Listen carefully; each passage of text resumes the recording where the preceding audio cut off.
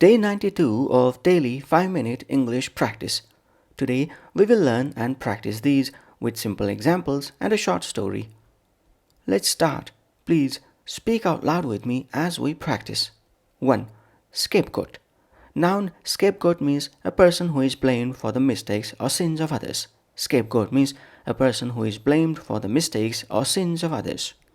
Leo refused to be the scapegoat for an error he didn't make. Leo refused to be the scapegoat for an error he didn't make. When the project failed, they needed a scapegoat to fire to appease the investors. When the project failed, they needed a scapegoat to fire to appease the investors. The manager became the scapegoat for the company's financial failure, even though the CEO was responsible. The manager became the scapegoat for the company's financial failure, even though the CEO was responsible. 2. Rip into. Phrasal verb rip into means to criticize, attack, or scold someone very harshly and aggressively. Rip into means to criticize, attack, or scold someone very harshly and aggressively. The coach ripped into the team after their sloppy performance. The coach ripped into the team after their sloppy performance. My boss ripped into me for being 5 minutes late to the meeting. My boss ripped into me for being 5 minutes late to the meeting. The critic ripped into the new movie, calling it a complete waste of time. The critic ripped into the new movie, calling it a complete waste of time. 3. Sitting duck. Collocation sitting duck means an easy target or someone or something in a vulnerable position.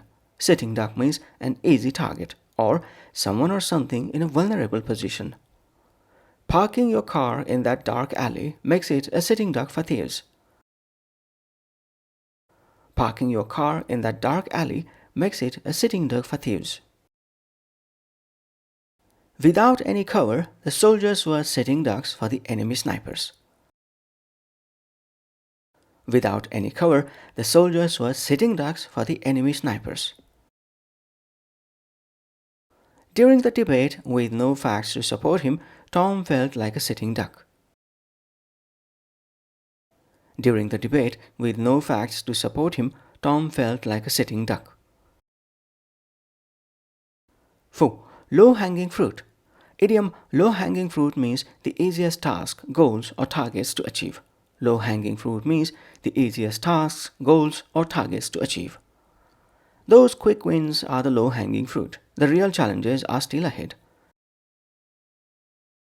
Those quick wins are the low-hanging fruit. The real challenges are still ahead. Let's start with the low-hanging fruit by contacting our existing happy customers. Let's start with the low-hanging fruit by contacting our existing happy customers. To build momentum, the team focused on the low-hanging fruit they could complete in a week.